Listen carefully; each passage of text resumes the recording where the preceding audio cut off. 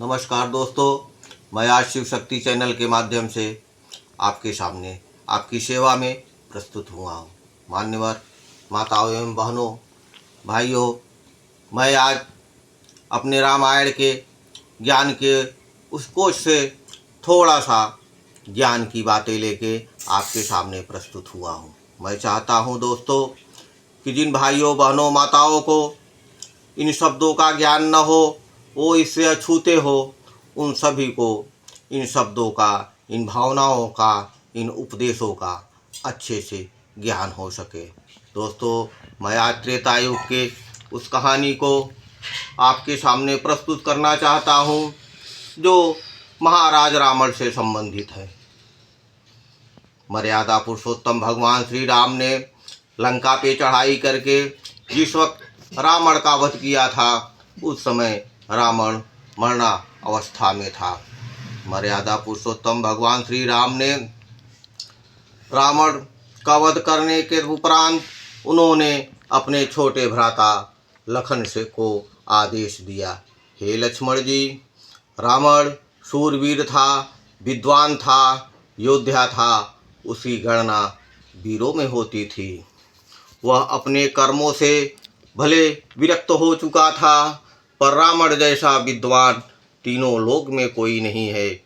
रावण जैसा साहसी, शूरवीर, ज्ञानवान, पंडित आज तक पृथ्वी पे कोई पैदा नहीं हुआ है। रावण एक ऐसा राजा था जो 64 चौकड़ी राज्य किया था। आज तक क्षमा करना दोस्तों, रावण जैसा राज्यकाल, शासन प्रणाली, उसकी बुद्धिमत्ता आज तक तीनों लोक में किसी के पास नहीं है। तो दोस्तों, जब मर्यादा पुरुषोत्तम भगवान श्री राम अपने छोटे भाई लखन से रावण से कुछ ज्ञान की बातें सीखने के लिए उनके सम्मुख भेजा। तत्पश्चात लखन जी रावण के सर के सम्मुख खड़े होकर कुछ पलों, कुछ क्षणों तक इंतजार किया।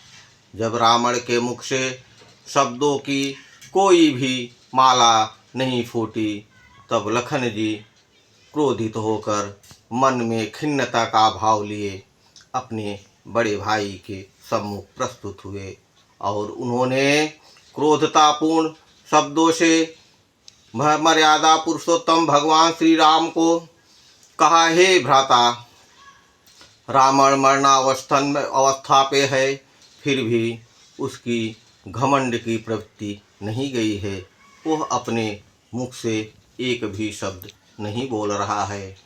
तब मर्यादा पुरुषोत्तम भगवान श्री राम ने लखन से पूछा, भ्राता, जब आप रावण के सम्मुख गए तो उसके अंगों के किस अंग के सम्मुख खड़े हुए थे? तब लक्ष्मण ने जवाब दिया, भ्राता, मैं रावण के सर के सम्मुख खड़ा था। मर्यादा पुरुषोत्तम भगवान श्री राम ने लखन से कहा, लखन, जब किसी से कुछ पाना होता है, वो ज्ञान हो, धन हो, विद्या हो, तब उसके चरणों के सम्मुख नतमस्तक होके खड़ा होना पड़ता है, जिससे ये साबित हो सके कि ये इंसान जिज्ञासु है, जिज्ञासावश कुछ पाने की इच्छा से हमारे सम्मुख खड़ा है।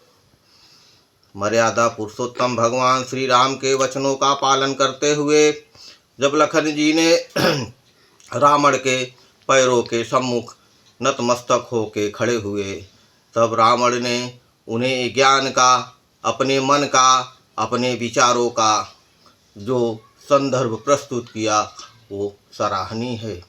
रावण ने उपदेश दिया, हे लखन, जीवन में कभी भी अच्छे कामों को कभी टालना नहीं चाहिए। समय रहते अच्छे कामों को पूर्ण करना चाहिए।